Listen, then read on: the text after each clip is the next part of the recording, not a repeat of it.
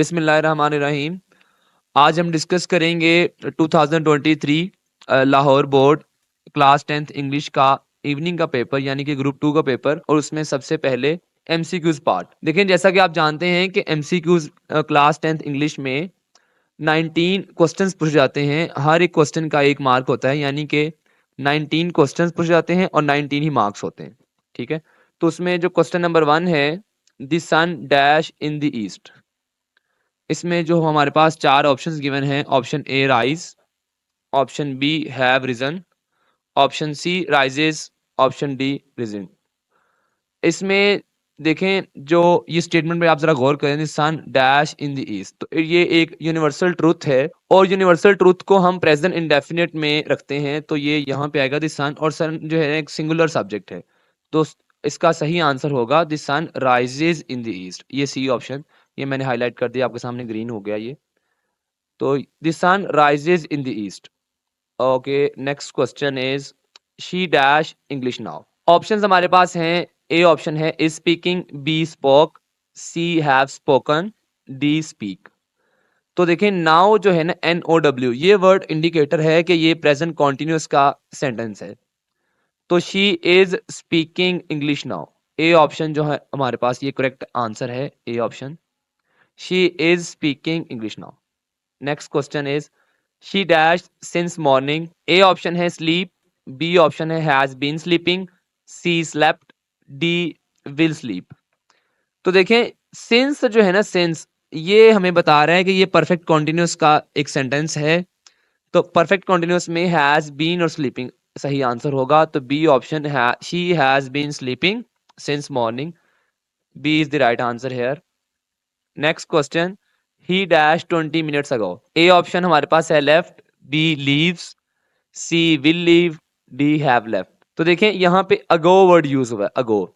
अगर किसी भी सेंटेंस में अगो वर्ड यूज हो, तो इसका मतलब होता है कि वो सेंटेंस पास्ट इंडेफिनिट का है। तो पास्ट इंडेफिनिट में second form of verb use होती है विदाउट एनी हेल्पिंग वर्ब। तो he left 20 minutes ago, A option ये राइट आंसर है। Next question, I dash him next Monday. इसमें देखें, जो हमारे पास ऑप्शंस गिवन है, ए ऑप्शन है सा, बी ऑप्शन है seen, C option sees, D option shall see. Next Monday, देखिए नेक्स्ट मंडे हमें बता रहा है कि फ्यूचर के बारे में बात हो रही है, नेक्स्ट मंडे। तो इसमें जो सही आंसर होगा वो I shall see him next Monday. ठीक है, डी ऑप्शन ये सही आंसर है।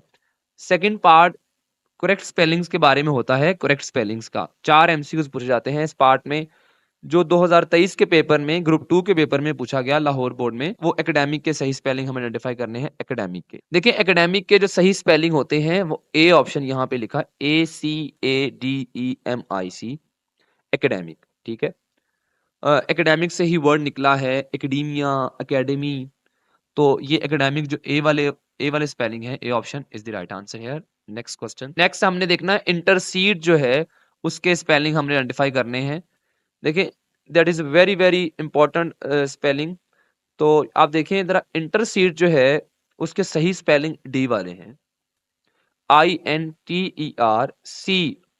दोबारा नोट करें, सी आता है इसमें, INTERCEDE, इंटरसीड। चैप्टर नंबर 1 से ये वर्ड उठाया गया है। नेक्स्ट क्वेश्चन, हमने सिंबलाइज वर्ड के जो है स्पेलिंग्स चेक करने हैं कि कौन से स्पेलिंग्स इसके करेक्ट हैं। देखिए, इसके सिंबलाइज वर्ड के जो करेक्ट स्पेलिंग्स हमारे पास पॉसिबल ऑप्शंस में हैं वो सी वाले हैं, SYMBOLIZE, symbolize. Next question, broadcast. Broadcast के हमने स्पेलिंग्स आइडेंटिफाई करने हैं कि कौन से करेक्ट स्पेलिंग्स हैं ब्रॉडकास्ट के। तो ब्रॉडकास्ट वर्ड के जो सही स्पेलिंग्स हैं वो डी वाले हैं, BROAD ब्रॉड, और CAST कास्ट, ब्रॉडकास्ट। आगे देखें, नेक्स्ट क्वेश्चन। नेक्स्ट पार्ट में जैसा कि मैंने पहली वीडियो में बताया है कि इस पार्ट में जनरली मीनिंग्स, सिनोनिम्स या एंटोनिम्स पूछे जाते हैं। ठीक है, तो जो क्वेश्चन नंबर 10 हमारे सामने है वो है इक्विटेबल का आपने सिनोनिम बताना है, इक्विटेबल। देखिए, इक्विटेबल जो है वर्ड, इसका मीनिंग होता है फेयर, फेयर प्ले। ठीक है, यहाँ पे जो ऑप्शंस हैं वो हमारे पास हैं, privilege, B reasonable, C equal, D favourite. तो बी ऑप्शन जो है ना, that is very closest synonym of the equitable, reasonable. Next question जो है हमारे पास वो है माइटी का हमने एंटोनिम बताना है। देखिए प्लीज बी वेरी केयरफुल, हमने माइटी का सिनोनिम नहीं बताना बल्कि एंटोनिम बताना है। यहाँ पे एंटोनिम वर्ड पे गौर करें जरा। देखिए माइटी कहते हैं ताकतवर शख्स को कहते हैं, ठीक है, स्ट्रॉन्ग शख्स को कहते हैं। जिस तरह आपने सुना होगा, बड़ी फेमस सेइंग है, माइट इज राइट, ठीक है। तो जो है माइटी का हमने उलट बताना है, एंटोनिम बताना है। तो ए ऑप्शन हमारे पास है स्ट्रॉन्ग, बी ग्रैंड, सी वीक, डी प्रिटी। माइटी ताकतवर को बोलते हैं, स्ट्रॉन्ग को बोलते हैं, लेकिन हमने तो इसका एंटोनिम बताना है, तो ए ऑप्शन नहीं सही। हमने इसका सही आंसर है वीक। माइटी का उलट क्या होता है? Weak. C option is the right answer here. Next question, culprit का हमने सिनोनिम बताना है। कल्प्रेट जिसे मुजरम कहते हैं, इसका जो है सिनोनिम क्या है? देखिए कल्प्रेट का जो सिनोनिम है वो है, हमारे पास जो ऑप्शंस हैं, A offender, B innocent, C honest, D beautiful. Culprit का यहाँ पे जो ऑप्शंस हमारे पास गिवन है उसमें जो सही आंसर है वो है ऑफेंडर। जो किसी जिसने कोई ऑफेंस किया है, कोई उस पे इल्जाम है। देखिए कल्प्रेट जो है, अगर यहाँ पूछा जाता कि द एंटोनिम, यहाँ सिनोनिम की जगह पे एंटोनिम होता कल्प्रेट का, तो फिर इनोसेंट जो है वो इसका एंटोनिम होता, लेकिन हमसे पूछा गया सिनोनिम के बारे में, तो सही ऑप्शन ए वाला है ऑफेंडर।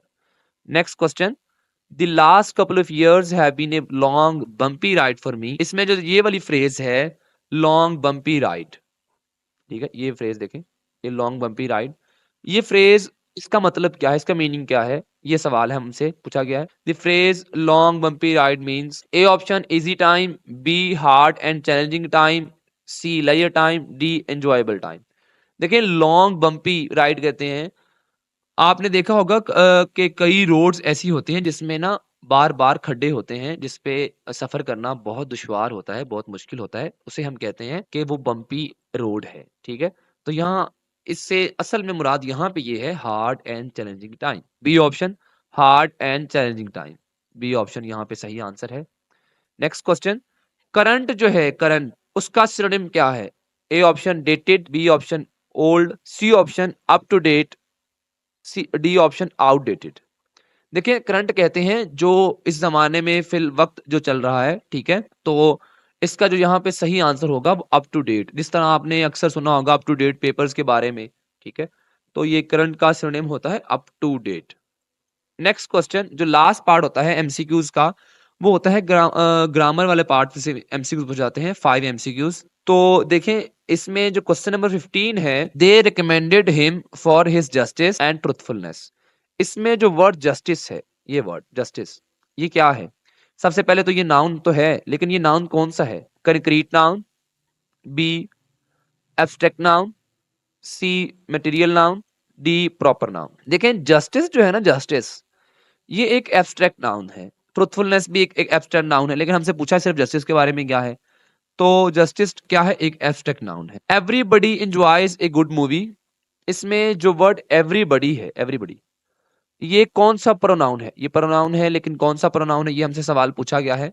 ए relative, B personal, C interrogative, D indefinite. तो एवरीबडी एक इंडेफिनिट प्रोनाउन होता है, एवरीबडी, ठीक है। एवरीबडी, ये देखिए मैं इसको हाईलाइट कर रहा हूँ, एवरीबडी कौन सा प्रोनाउन होता है? Indefinite, D. Next question is we postpone having the picnic. इसमें ये जो वर्ड हैविंग है, हैविंग, ये क्या है? ए जीरन, बी इन्फिनेटिव, सी प्रोनाउन, डी एडवर्ब।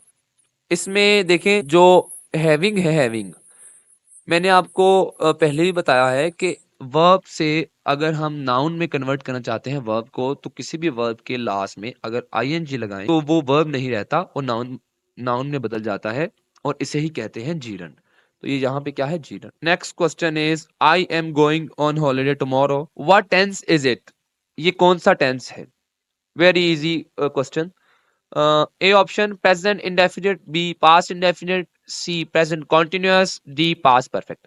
देखिए आई एम गोइंग, ये वाले जो मैंने हाईलाइट किया है इस पे जरा गौर करें। आई एम गोइंग, एम और साथ में आईएनजी वाली फॉर्म, तो ये it is so simple to understand, ये प्रेजेंट कॉन्टिन्यूअस का एक जुमला है। तो I am going on holiday tomorrow, इसमें टेंस जो यूज हुआ है वो प्रेजेंट कॉन्टिन्यूअस है। C option is the right answer. और last question, the man complain that there was no bread. इसमें इस सेंटेंस में जो ये वाला पार्ट है, द मैन कंप्लेन, ये कौन सी क्लॉज है? लेकिन सबसे पहले तो आपको समझना पड़ेगा कि what is a clause. Clause कहते हैं इंग्लिश में अगर ऐसी फ्रेज को जिसमें सब्जेक्ट भी हो और वर्ब भी हो। देखें इस फ्रेज में आप देखें मैन सब्जेक्ट है द मैन और complaint here is the verb, तो सब्जेक्ट भी है और वर्ब भी है, तो ये क्लॉज बन गई। तो ये क्लॉज कौन सी है, ये हमसे सवाल पूछा गया है। A dependent clause, B independent clause, C simple clause, D relative clause. देखिए ये एक इंडिपेंडेंट क्लॉज है, बी ऑप्शन करेक्ट आंसर है। वो क्यों, वो इस वजह से कि इसमें सब्जेक्ट भी है वर्ब भी है, ये तो इसे क्लॉज बनाती है। और इंडिपेंडेंट क्लॉज इस वजह से है क्योंकि इसके मीनिंग्स 100% क्लियर है। मैन कंप्लेंट आदमी ने शिकायत की, ठीक है। तो ये हम हमारा जो है आज का लेक्चर खत्म हुआ चाहता है। आप जो है, आपको अगर वीडियो पसंद आई तो आप लाजमी हमें जो है कमेंट सेक्शन में बताएं, अपने दोस्तों के साथ अपने फेलोज के साथ लाजमी शेयर करें। Thank you so much for watching our content and please हमारे चैनल को सब्सक्राइब करें, फॉलो करें।